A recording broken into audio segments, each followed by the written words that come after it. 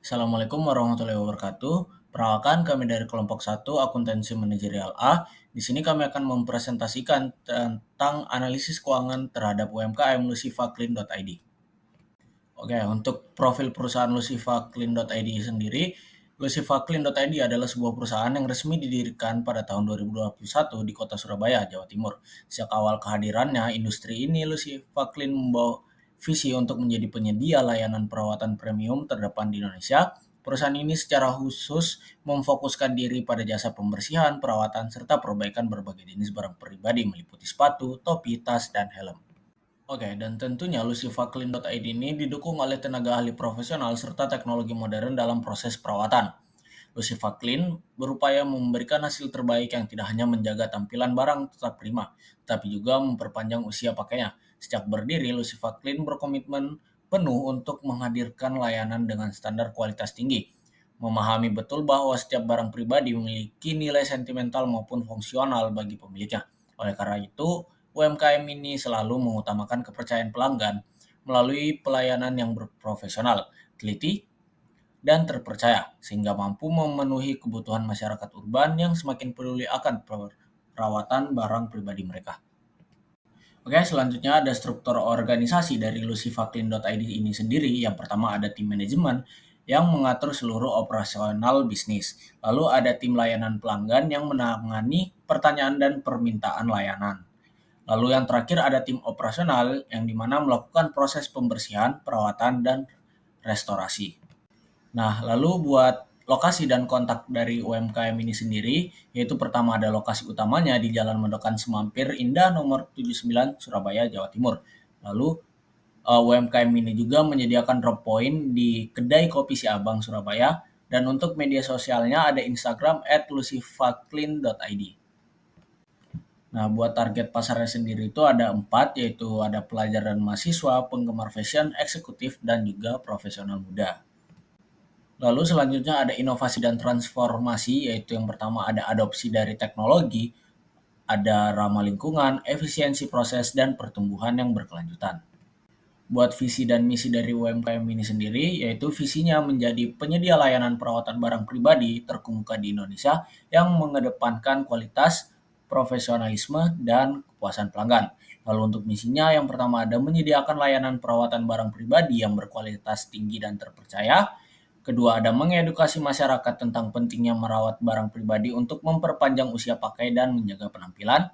Yang ketiga ada terus berinovasi dalam metode dan teknologi perawatan untuk memenuhi kebutuhan pelanggan yang beragam. Lalu untuk produk dan layanannya ini seperti yang saya jelaskan di slide awal, jadi lucifaclean.id ini menyediakan jasa dalam pembersihan dan perawatan sepatu berbagai jenis bahan, perawatan topi, tas, dan helm, lalu ada layanan khusus untuk barang-barang dengan bahan yang sensitif atau desain khusus.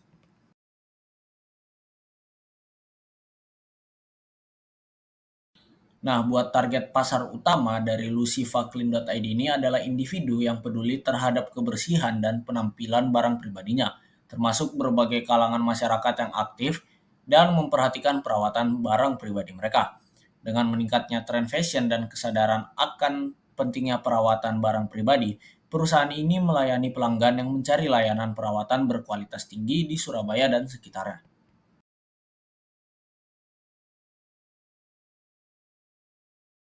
Baik, berikut merupakan data-data keuangan dari lucifaclean.id yang dimana yang pertama ada biaya operasionalnya, dan untuk biaya operasional tertinggi ada di bulan Maret 2025.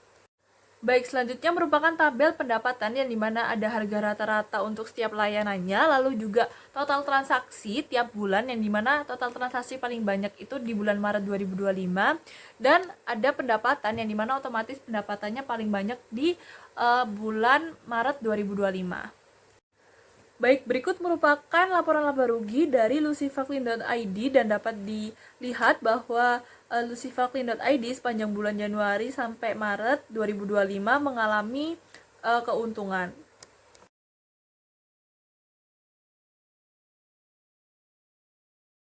Baik, selanjutnya yaitu bab 3 metode penelitian. Yang pertama yaitu jenis dan dan sumber data. Jenis dan sumber data yang kami gunakan dalam analisis usaha Lucy Vickland adalah data primer yang kami peroleh melalui laporan keuangan mentah dari usaha tersebut. Kemudian kami menganalisis data ini sesuai dengan kebutuhan bisnis dan menerapkan pengetahuan yang kami peroleh dari mata kuliah akuntansi manajerial. Selain itu, kami juga mempertimbangkan data kuantitatif yang tercantum dalam daftar harga layanan seperti biaya pembersihan dan perawatan sepatu.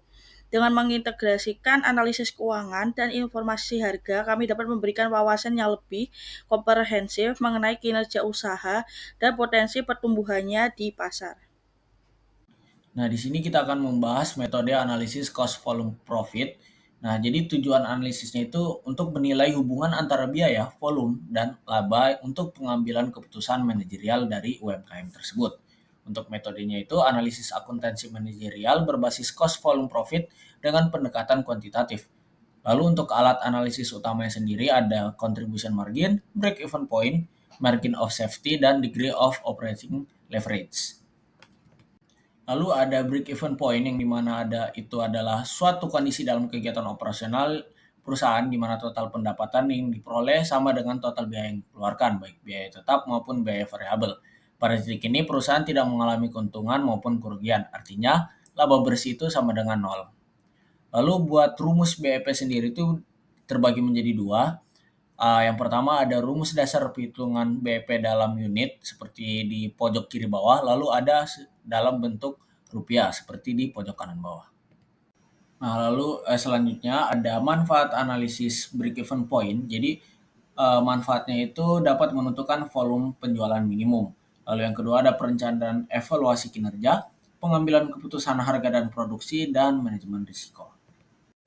Lalu apa saja unsur-unsur penting di dalam break even point? Yang pertama itu ada fixed cost atau biaya tetap, lalu ada variable cost atau biaya variabel, lalu ada harga jual per unit, lalu ada pendapatan dan juga contribution margin yang dimana poin-poin tersebut itu sangat penting untuk perhitungan BEP. Lalu selanjutnya ada pengertian dari cost volume profit. Jadi secara singkat, cost volume profit ini merupakan salah satu analisis penting dalam akuntansi manajerial yang digunakan untuk memahami keterkaitan antara biaya, volume penjualan, dan laba, yang berfungsi sebagai dasar untuk pengambilan keputusan jangka pendek dan strategis. Karena cost volume profit dapat memberikan informasi tentang bagaimana perubahan dalam harga jual, volume penjualan, biaya tetap, dan biaya variabel memengaruhi laba dari suatu perusahaan. Jadi lebih lanjutnya itu konsep margin kontribusi dalam cost volume profit ini menjadi alat vital karena menggambarkan seberapa besar kontribusi setiap unit produk terhadap penutupan biaya dan pencapaian laba. Dengan demikian, cost volume profit bukan hanya analisis kuantitatif tetapi juga berfungsi sebagai fondasi dalam strategi bisnis berbasis data dan efisiensi biaya. Selanjutnya, apa sih manfaat dari analisis CVP ini? Berdasarkan penelitian peran analisis CVP yang dilakukan oleh Sudalyo dan juga Prasetyaningrum di tahun 2024, responden dari penelitian mereka mengungkapkan bahwa CVP ini membantu dalam perencanaan laba dan juga penentuan target penjualan. Lalu CVP Analysis juga memberikan dasar untuk pengambilan keputusan terkait strategi dan juga penetapan harga. Lalu CVP Analysis membantu mengidentifikasi produk atau layanan yang memberikan kontribusi margin tertinggi dan juga bantu memfasilitasi perencanaan kapasitas produksi dan manajemen biaya dengan lebih baik. Selanjutnya, hubungan biaya dengan cost volume profit. Dalam analisis cost volume profit atau CVP, biaya diklasifikasi menjadi dua jenis utama, yaitu biaya tetap dan biaya variabel. Biaya tetap adalah biaya yang jumlahnya tidak berubah meskipun terjadi perubahan dalam volume produksi seperti sewa gedung atau gaji tetap. Sebaliknya, biaya variabel berubah secara proporsional terhadap volume produksi seperti bahan baku dan upah langsung. Nah, pemain yang baik mengenal struktur biaya ini sangat penting dalam penerapan analisis GWP karena memungkinkan manajer untuk menghitung margin kontribusi, yaitu selisih antara harga jual per unit dan biaya variabel per unit. Nah, selanjutnya hubungan perencanaan laba dengan cost volume profit.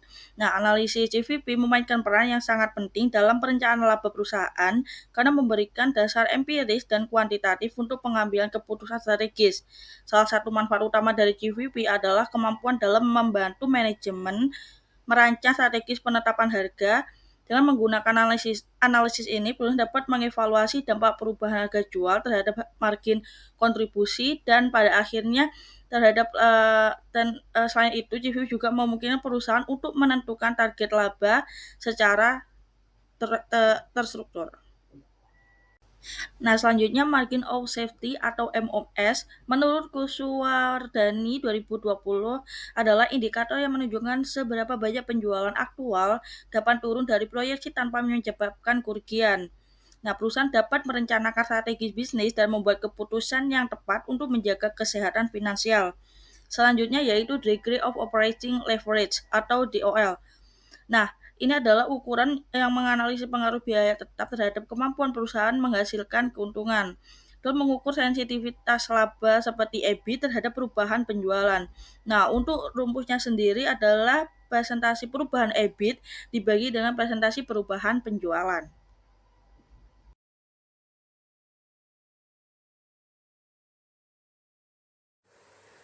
Baik, untuk melakukan analisis CVP, yang pertama perlu diketahui adalah HPP atau harga pokok penjualan, yang dimana kami di sini mengambil dari biaya variabel, dan untuk rumusnya adalah estimasi biaya dikali dengan jumlah transaksi. Karena estimasi biaya belum diketahui, maka kami menggunakan rumus total biaya variabel dibagi jumlah transaksi untuk mencari estimasi biaya ini. Dan hasil yang didapatkan untuk HPP bulan Februari ini lebih kecil dibandingkan bulan sebelumnya atau bulan Januari. Hal itu dikarenakan total variabel dari bulan Januari dan juga Februari ini masih tetap, namun jumlah transaksinya itu bertambah. Baik, berikutnya adalah menghitung CM atau contribution margin-nya, di mana di sini ada CM total, CM per unit, dan juga CM ratio. Untuk CM total, rumusnya itu total pendapatan dikurangi HPP variabel yang telah dihitung. Lalu untuk CM per unit, itu rumusnya CM total dibagi dengan jumlah transaksi. Dan untuk CM ratio atau rasio untuk contribution margin-nya, itu CM total dibagi dengan pendapatan dan dikali 100%. Lalu, untuk hasilnya bisa diketahui pada tabel berikut.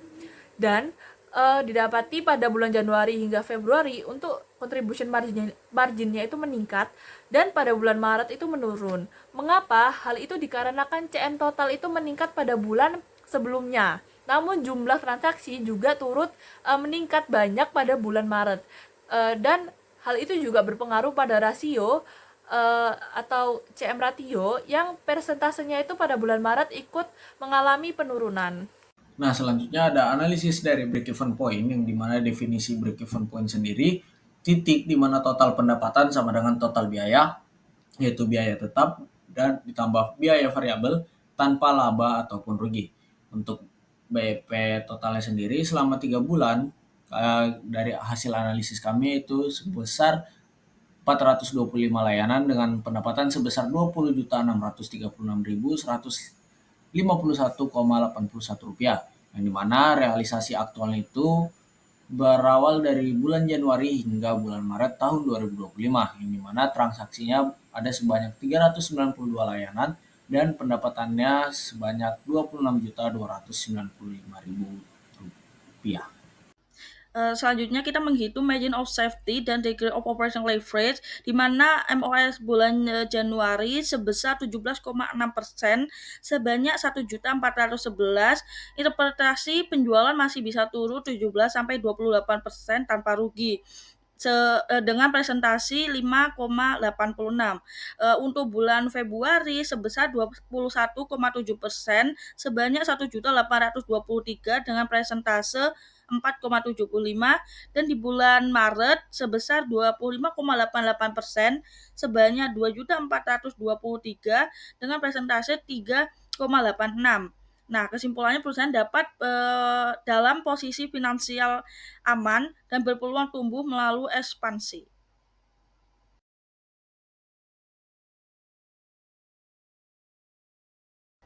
Nah, kesimpulannya sendiri yaitu dari kita menganalisis operasional lucifaclin.id, yang pertama yaitu perlu dilakukan audit menyeluruh terhadap biaya variabel seperti perlengkapan pembersih dan transportasi untuk menghindari pemborosan dan pengeluaran yang melebihi anggaran.